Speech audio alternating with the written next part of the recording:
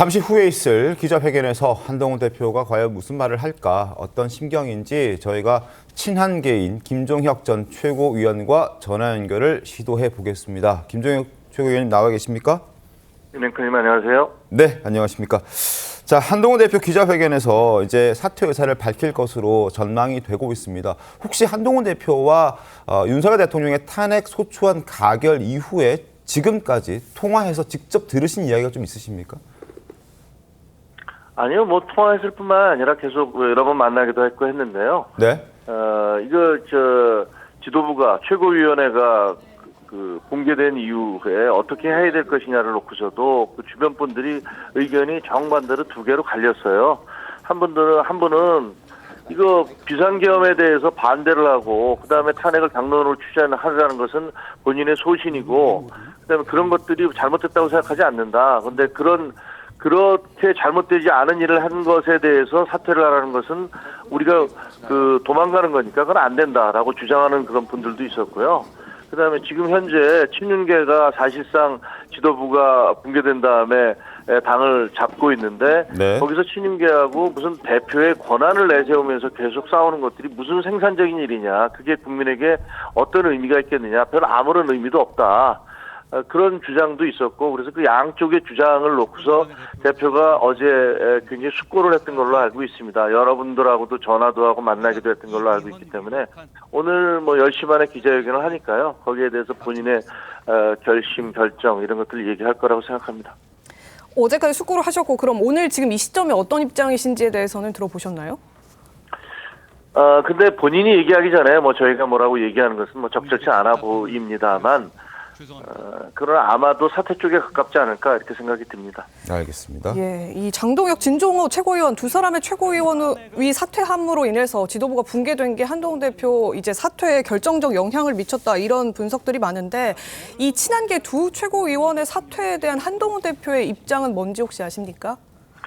입장이 있을 수 없고요. 저희한테 제가 알기에는 한동훈 대표하고 상의한 적이 없다고 알고 있습니다. 그러니까 그날 그 의총장이 굉장히 격렬한 분위기에서 진행됐고 무슨 인민재판식으로 하나씩 일어나서 자기 입장을 밝히라라는 그런 주장도 있었고 그런 가운데 압력을 제대로 견디지 못한 것 아닌가라는 생각이 들기는 합니다만, 그러나 그렇다 하더라도 본인이 그 두 분은 사실 한동훈 대표와 런닝메이트이기도 했고 한동훈 대표와 함께 움직여서 최고위원들이 된 분이니까 그런 것들을 공개적으로 발표하기 전에는 한동훈 대표에게 적어도 이야기를 하고 했어야 된다고 생각이 되는데 그런 절차가 없어서 아쉽고요. 하지만 국회의원이라는 게 특별히 이번에 탄핵 찬반도 본인들의 어떤 양심과 소신에 의해서 했을 것이라고 생각하고요.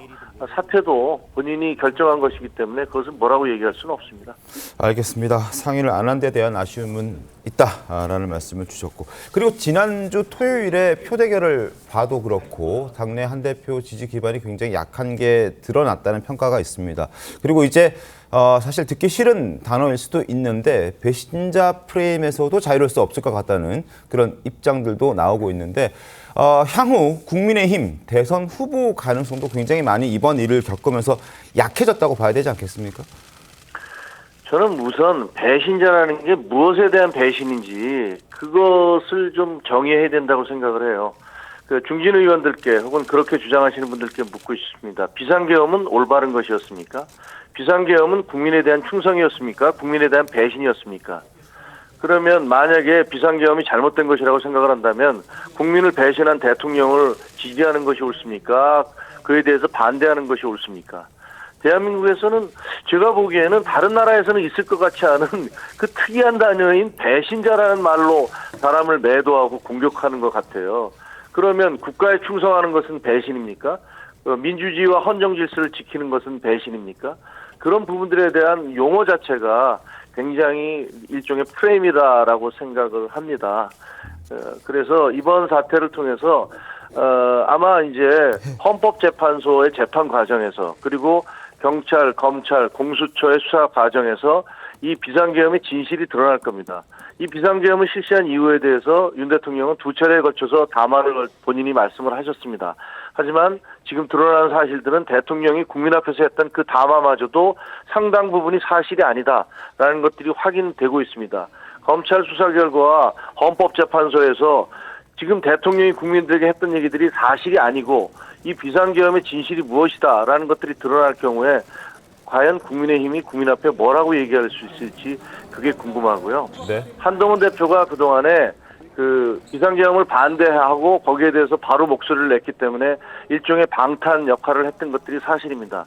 그런데 방패막이 역할을 했던 네. 것이 사실입니다. 그런데 이 방패막이가 걷어지고 그다음에 친윤 의원들께서 뭐 자기들끼리 얘기했던 대로 90명이 됐든 80명이 됐든 우리끼리 똘똘 뭉쳐서 가자라고 그렇게 주장을 하신다면 과연 국민들이 그 당에 대해서 어떻게 평가를 할지에 대해서도 생각해 보셔야 된다 이런 생각을 합니다. 마지막으로 그 한동훈 대표가 친윤계 의원들로부터 대선 불출마 선언을 좀 해라 이런 압박도 좀 받은 걸로 알고 있는데 이 부분에 대해서는 입장을 안 밝히고 있는 거죠?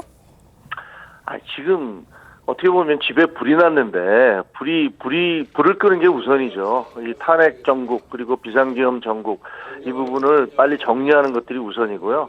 거기에 대해서 이 불이 꺼진 다음에 뭘 어떻게 하겠다라는 얘기는 적절치 않아 보이고요. 뭐 아마 한동훈 대표도 마찬가지일 겁니다.